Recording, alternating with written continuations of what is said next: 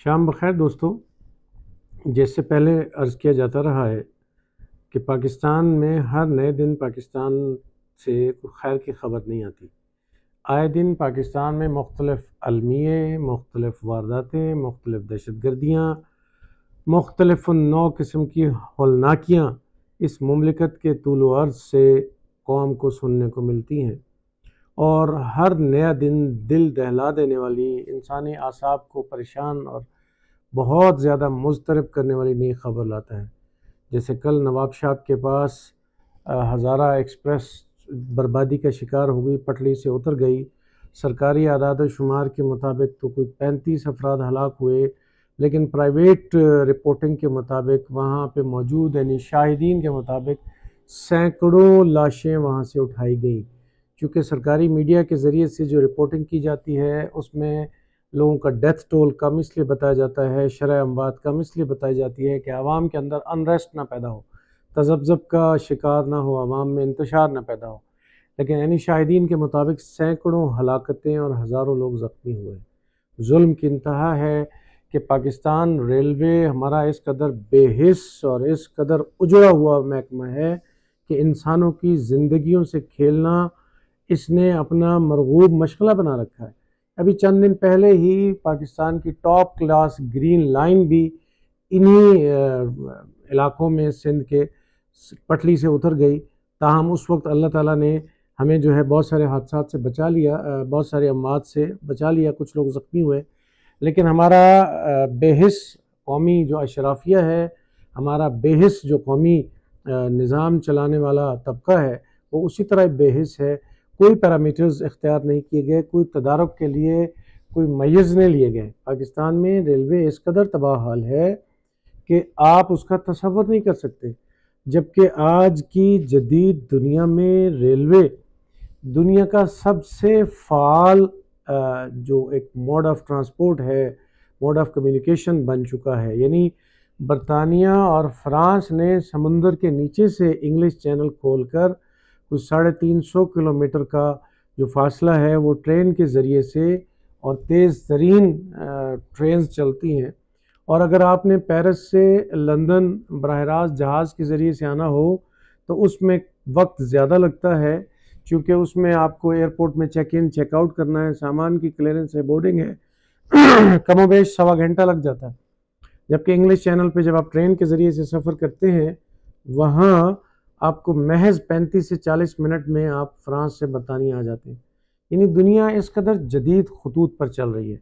Germany में, Japan में, China में, फ्रांस में और दुनिया के बहुत सारे तरक्की याफ्ता मुल्कों में इस वक्त जो ट्रेन चल रही हैं उनके नीचे रडार नस्ब हैं जो अगले 25 से 30 किलोमीटर का वाया क्लैरिटी के साथ बता देते हैं। हत्ता कि 1 इंच भी कहीं को खम नज़र आए तो वो इमरजेंसी नाफिज कर देते हैं और ट्रेन रुकवा देते हैं और इंसानी अलमियों से और हादसों से ज़िंदगियां बच जाती हैं।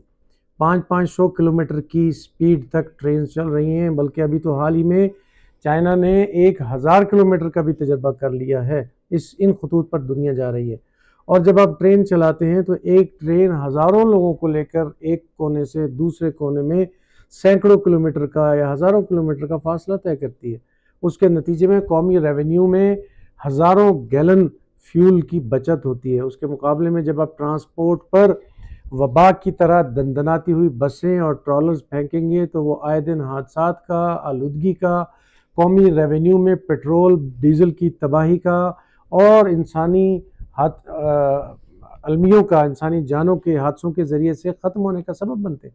इसलिए महज़ब दुनिया, समझदार दुनिया, तरक्की याफ्ता दुनिया बड़ी तेज़ी से, हत्ता कि हमारे पड़ोसी हिंदुस्तान, ईरान, चाइना बड़ी तेज़ी से ट्रेन की मंजिलों की तरफ बड़ी तेज़ आगे बढ़ते चले जा रहे हैं। हमारा पड़ोसी हिंदुस्तान, जिसको हम अपना रिवायती दुश्मन कहते हैं और उससे नफ़रत के वज़ाइफ पढ़ाते बच्चों को नहीं थकते, दिल्ली से अकेले 8000 ट्रेनें 24 घंटे के अंदर मुल्क के तूल अर्ज़ में जाती हैं। यानी इस कदर, और हिंदुस्तान के कौमी रेवेन्यू में, कौमी जीडीपी में एक ख़तीर रकम हिंदुस्तान का रेलवे का महकमा देता है। जबकि हमारे यहाँ रेड टेपिज्म के ज़रिए से, अय्याश ब्यूरोक्रेसी के ज़रिए से, अय्याश अशराफिया के ज़रिए से रेलवे हर साल खसारे में जा रहा है।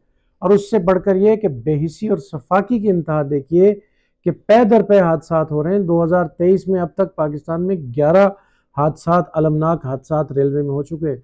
कोई सो मोटर लेने वाला नहीं, कोई टस से मस नहीं, कोई पूछने वाला नहीं कि इंसानों की ज़िंदगी उस 9 मई वाले ड्रामे से कम कीमती है क्या। लेकिन इंसानों की ज़िंदगियों से खेला जा रहा है, कोई पूछने वाला नहीं, कोई पुरसाने हाल नहीं। हमारा पीआईए देख लीजिए कि जुल्म की क्या मज़ाक़ खेज़ बात है, ये जुल्म की इंतहा तो है कि पीआईए के जो टीआर तैयारे हैं या आरटी तैयारे हैं, जो लोकल फोकर तैयारे चलते हैं स्कर्दू और चतराल और इन इलाकों में, उनको चलाने से पहले पिछले दिनों जब हादसा कुछ हुए तो काले बकरे ज़िबा किए गए कि ये तैयारे खैर से पहुंचे। डूब के मरने का मकाम है कि आप उन तैयारों को कंपैटिबल बनाएं, कोई नई परचेज करें, उनके अंदर टेक्नोलॉजी मुंतकिल करें ताकि हादसा से बचा जा सके, इंसानी ज़िंदगी को बचाया जा सके। उसकी बजाय वही रवायती टोनों वाले तरीके और दम दरूद वाले तरीके करके तैयारे बचाए जा रहे हैं। यानी आप देखें कौम के साथ किस कदर भोंडा मजाक किया जा रहा है। कौम को तरक्की की कोई नई खबर दें हम, जैसे हिंदुस्तान आए दिन नई टेक्नोलॉजी की, नए इन्वेंशंस की, नए तख्लीक की, नए तस्वुरात, नई तहकीक, नई ईजादात की खबरें सुना रहा है।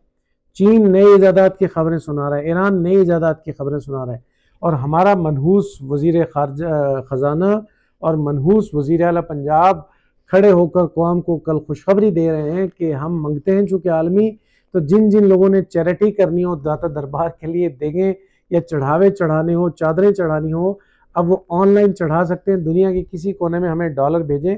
यानी इस कदर हम गिरी पड़ी मंगती और अकल से बिल्कुल पैदल मखलूक है, और हमारी अशराफिया, हमारे हुक्मरान जो कि भेड़िए हैं, इस कौम के दुश्मन हैं, कौम को किस तरफ लगा रहे हैं। यानी कभी खबर आ रही है कि हमने जो है वो यतीम खाने खोल दिए हैं, कभी खबर आ रही है हमने लंगर खाने खोल दिए हैं, कभी खबर आ रही है हमने शेल्टर्स होम खोल दिए, कभी खबर आ रही है हमने आटे जो है उसको राशनिंग करके लोगों को लाइनों में लगा के सस्ता आटा, डूब मरने का मकाम है 21वीं सदी में। जहां हमारे पड़ोसी ये ऐलान कर रहे हैं कि हमने चांद पर कदम रख लिया, जहां हमारे पड़ोसी ये ऐलान कर रहे हैं कि हम 12,000 किलोमीटर की तवील रेलवे की ट्रैक बिछा रहे हैं जो यूरोप तक भी जाएगा, जहां हमारे पड़ोसी ये ऐलान कर रहे हैं कि 12,000 फुट की बुलंदी तक हम पहाड़ी इलाकों में जदीद तरीन ट्रेनें बिछा रहे हैं जो -17 के दर्जा हरारत पर भी चलेंगी, वहाँ हम खैरातों के शादियाने बजा रहे हैं और अपनी कौम को बेवकूफ़ बना रहे हैं। आप ये देख लीजिए कि ये कंपैटिबिलिटी है हमारी। 67 खरब रुपया एक साल में बर्बाद हो जाता है सिर्फ आपकी अशराफिया के प्रोटोकॉल की नज़र। पाकिस्तान की दनदनाती हुई सफ़ेद हाथी जो अशराफिया है, अरिस्टोक्रेट क्लास है, जिसमें ब्यूरोक्रेसी शामिल है, जुडिशरी शामिल है, मिलिट्री के जनरल शामिल हैं, इनके अल्लो तल्लों पर, इनके अयाशियों पर, इनके प्रोटोकॉल पर, इनके बेनिफिट्स पर 67 खरब रुपया साल में हम डुबो देते हैं। आप जरा अंदाज़ा कर लीजिए। तो इस 67 खरब में क्या रेलवे का जदीद निज़ाम नहीं बन सकता, आवाम की ज़िंदगियाँ नहीं बचा सकती? और फिर किस कदर मुजरिम रियासत है कि लोग कत्ल कर दिए जाते हैं हादसा के ज़रिए से, दहशत गर्दियों के ज़रिए से, अलमनाकियों के ज़रिए से, और कहा जाएगा जी इतने शहीद हो गए। मतलब लोगों का ध्यान डाइवर्ट मजहबी नौयत पर करके अपना जुर्म तस्वर नहीं करेंगे। पाकिस्तान में 2023 में अब तक 37 बड़ी बसों के हादसा हो चुके हैं जो इंसानों को और अपनी जद में आई हुई कारों को तबाह बर्बाद करके सफ़ा हस्ती से मिटा चुके हैं। कोई पुरसाने हाल नहीं, कोई पूछने वाला नहीं। यानी इस कदर ये बनाना रिपब्लिक है। दुनिया कहाँ पहुँच जाएगी? हमें सोचना होगा कि आज जदीद दुनिया के साथ चलने के लिए यही ड्रामे हमने करने हैं कि फ़लाँ को गिरफ्तार कर लिया, फ़लाँ को जेल भेज दिया, फ़लाँ को नाअहल कर दिया, फ़लाँ जगह हमने जो है यतीम खाना खोल दिया, फ़लाँ जगह हमने लंगर खाने खोल दिए, या दुनिया के कदम के साथ कदम मिलाकर सी पैक जैसे मंसूबों को आगे बढ़ाना है। सी पैक क्यों रोल बैक किया जा रहा है?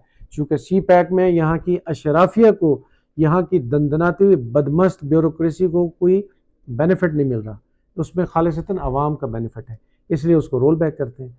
तो हमें बेदार होकर इनकी गर्दन को दबोचना होगा, तब पाकिस्तान तरक्की करेगा। अपना बहुत सारा ख्याल रखें। अस्सलाम वालेकुम।